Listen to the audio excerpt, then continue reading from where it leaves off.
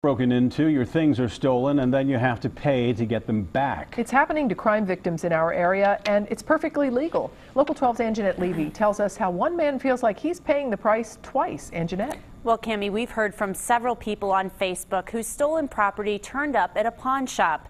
Victims can go to court to reclaim their property, or they can buy it back. We talked to one man who was given those options, and he doesn't believe it's fair. They came in through the back door. Al Leonard can retrace the path two burglars took through his home. Cleaned out the jewelry box, and then they actually went through my desk and took stuff out of my desk. Leonard says Nathan Blevins and Heather Rains admitted to the Thanksgiving Eve break-in when they were caught days later. We were extremely fortunate that the people that broke in here were caught. That usually doesn't happen. Brown County detectives found out Blevins had pawned the Leonards' Kindle Fire and a wedding ring set. Receipts from Facet Pawn documenting the sale show Blevins' name. The bad news, the store sold the rings for scrap. The good news, Leonard could get the Kindle Fire back, but there was a catch. The string attached to that is they paid $30 for it.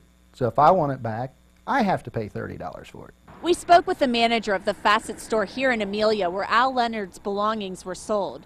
The manager wouldn't discuss specifics about the case, citing privacy laws, but he did tell us giving crime victims the option to buy their items back is completely legal.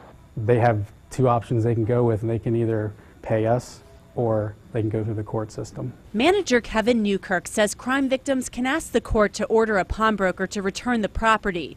The process can be expensive and time-consuming, so most victims opt to buy their items back. It's the practice within the industry. Rafe Tincher is the treasurer of the Ohio Pawnbrokers Association and co-owner of Ted's Pawn. He says pawn shop owners are required to keep detailed records of the items they purchase. That information is turned over to police and can help recover stolen property. Tincher says it's rare that pawn shops actually buy stolen merchandise. We're just asking to be reimbursed the money that we put out of pocket, not to be made a second victim in this case. We're not looking to get rich on somebody's misfortune.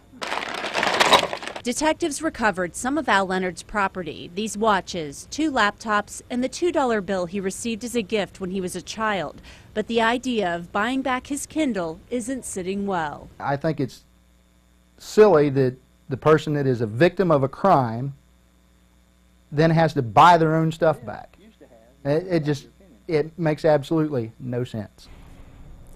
Now, the court can order the burglars to pay restitution to Al Leonard, but he doesn't believe he'll get any money back from them since they're both behind bars.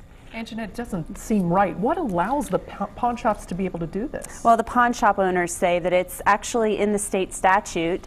We checked it ourselves. There is nothing in the state statute at all that restricts the pawn shops from charging a fee to crime victims to buy their items back. So you really can't protect yourself from this double jeopardy sort of thing here, can you? No, and a lot of pawn shops handle this on a case-by-case basis. They may tell somebody, you know, we are going to charge you, we aren't going to charge you, depending on the circumstance, but you can protect yourself from becoming a victim of crime, and police recommend taking very detailed photos of your valuables, especially your jewelry, and to store those photos in a cloud or a Dropbox in case your computer is stolen.